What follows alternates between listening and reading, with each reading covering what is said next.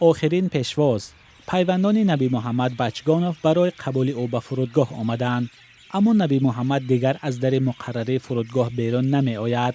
او در داخل تابوت است. زاده 49 ساله ناحیه ونج یک ماه پیش در اوکراین کشته شد. در سال 2017 با جرم اونی که قاچاق مواد مخدر گرفتن در اصل هیچ چیزی هم در دستش نداشت، یعنی بیشتر رو هم نمیدونم تا کجا واقعیت داشت، اما با این بهانه او را گرفتن و بندی کردن. پیوندانش گفتند نبی محمد در روز زادروزش 20 ژانویه کشته شده است، ولی تنها بعد قریب یک ماه خبری مرگ او را به نزدیکانش رساندند. پیوندان نبی محمد درباره چگونه به اوکراین رفتن او معلومات‌های گوناگون می‌دهند. یکیش گفت او را مجبوری بردند، ولی دیگر خویشاوندش میگوید نبی محمد با وعده در 6 ماه به آزادی برآمدن شرکت در جنگ اوکراین را قبول کرد. اما یک نکته روشن است که این زاده ناحیه ونج شهروندی روسیه را نداشت و 3 ماه پیش از زندان شهر ایرکوتسک به جنگ ضد اوکراین سفربر شد. یک هفته پیش جسد یک ساکن دهه جاویدان ناحیه ونج را هم از اوکراین آورده بودند.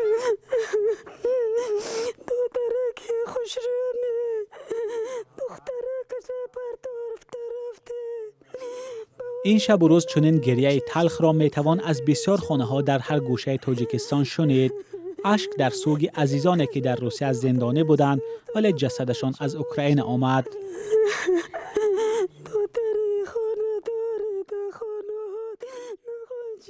فتح‌الله نرزولایف ساکن 52 ساله شهر حصار ماه ایون سال گذشته بر روسیه رفته بود، اما با محض رسیدن در فرودگاه یکاترینبورگ بازداشت شد. روسیه برای سامالیات گرفته بردن ترما 23 سال پیش ما ترما کداگی بودیم. 23 سال در اینجا در روسیه؟ نه در همون روسیه. 23 سال بازا این میرفت میومد همه تینجی بود. بعد این درپا اینجا پریده اونجا میقپن میبرن راست ترما که تو وای 23 سال پیش 6 تاگ بودی یا سال شدی تو باید 7 سال چینی بودن میبرن ترما با نام 3 ماهی چند ماهی ایستادن 3 ماهی هم ایستاد بعد ترما بعد جنگ رفت. فتح‌الله باری اخیر ماه اکتبر سال گذشته با نزدیکانش تماس داشت. همسرش در صحبتی بدون ثبت گفت شوهرش را مجبوری به جنگ بردند. بر اساس این سند مقامات روسیه، فتح‌الله نرزولایف 12 ژانویه امسال در شهر ارتیوموفسک جمهوری خودخوانده دنیز کشته شده است، ولی جسد او را هم بعد 1 ماه به تاجیکستان انتقال دادند. خواهش خود کردی آدم جنگ میرد خواهش خود کردی کی میرد که میریم تگی تیر بریم. دهه چقرک شهر حصار هفته پیش ماتم داشت.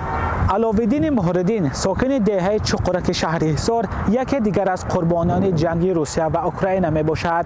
خویشاوندان او نخواستند که در نزد دوربین صحبت کنند. آنها تنها گفتند که 2 هفته پیش جسد این ساکن شهر حصار را از روسیه به تاجیکستان آورده در زادگاهش دفن کردند.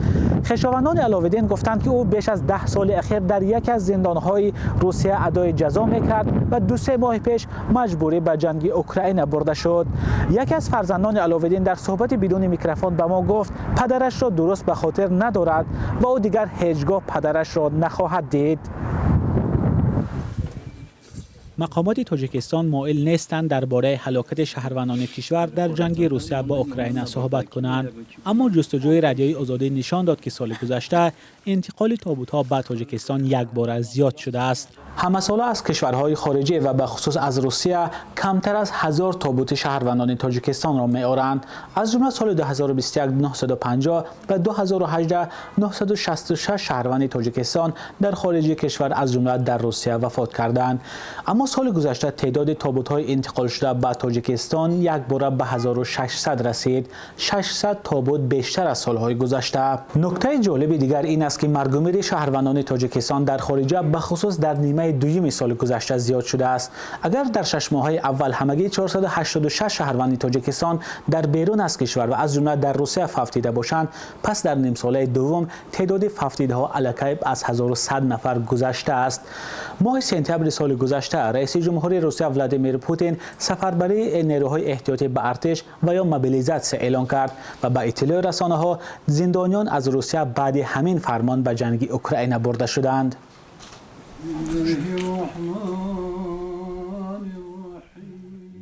رادیوی آزادی تا این دم کشته شدن 14 زندانی تاجیک در اوکراین را تصدیق کرده است. با اشاره به 10,000 بودن تعداد زندانیان تاجیک در روسیه، احتمال شماره قربانیان خیلی بیشتر از این است. حامیان حقوق و نزدیکان زندانیان طلب دارند که انتقال محبوسان تاجیک از روسیه به اوکراین قطع شود، اما معلوم نیست که این صدا کی به گوش مقامات تاجیکستان و روسیه می رسد و کی انتقال تابوت‌ها از اوکراین به تاجیکستان قطع می شود. مولا رجب یوسفی، نگاره فضل‌الدین، آزادی دوشنبه.